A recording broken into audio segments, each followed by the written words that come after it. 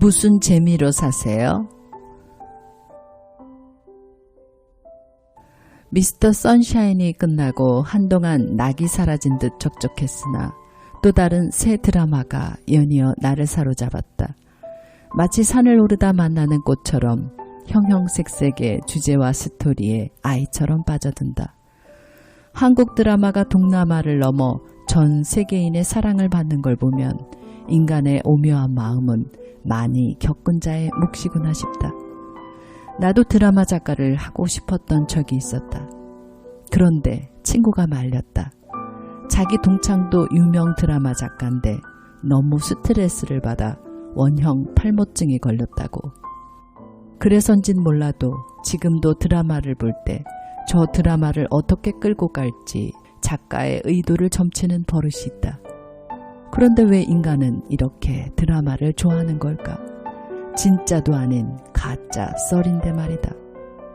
드라마는 일상이란 광활한 책에서 요모조모 재미와 의미를 찾아 편집을 한 소책자 아닌가. 모든 게 그렇지만 드라마도 유행이 있다.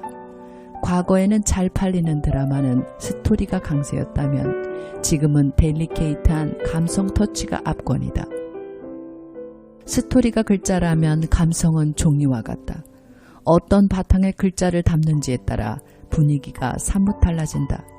마치 잘 차려진 상차림처럼 음식뿐 아니라 그릇과 탁자, 함께하는 사람까지 어우러져 맛을 내지 않던가.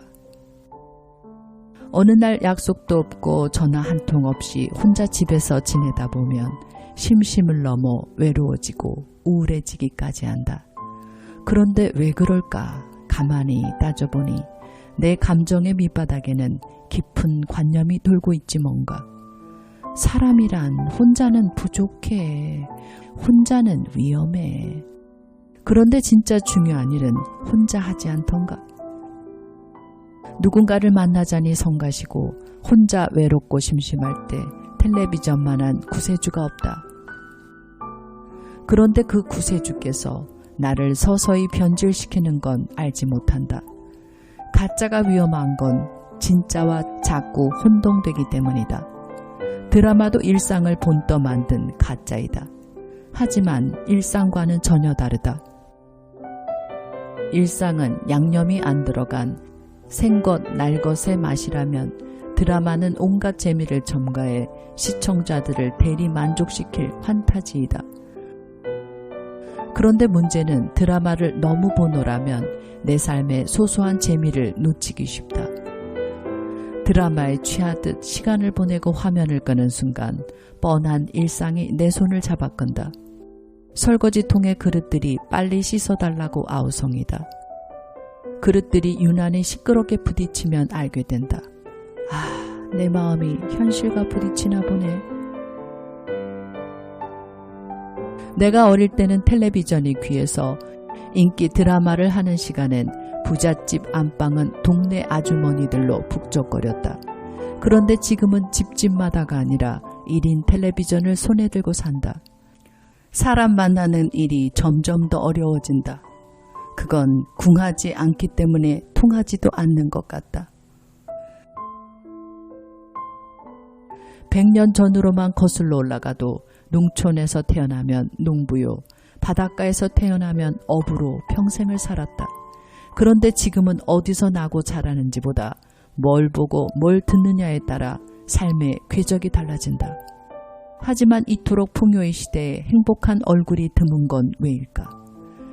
세상에 널린 1등과의 비교가 나를 초라하게 만들곤 한다.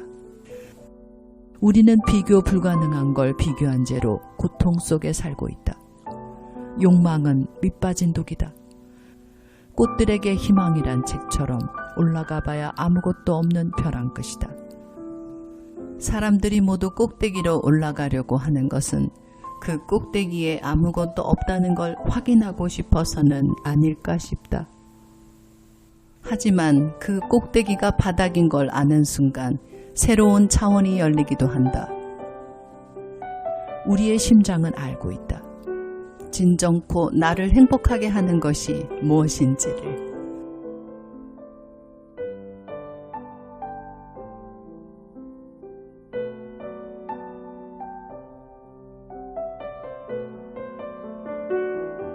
지금까지 다시 쓰는 일기의 토닥이 김정미였습니다. 여러분 감사합니다.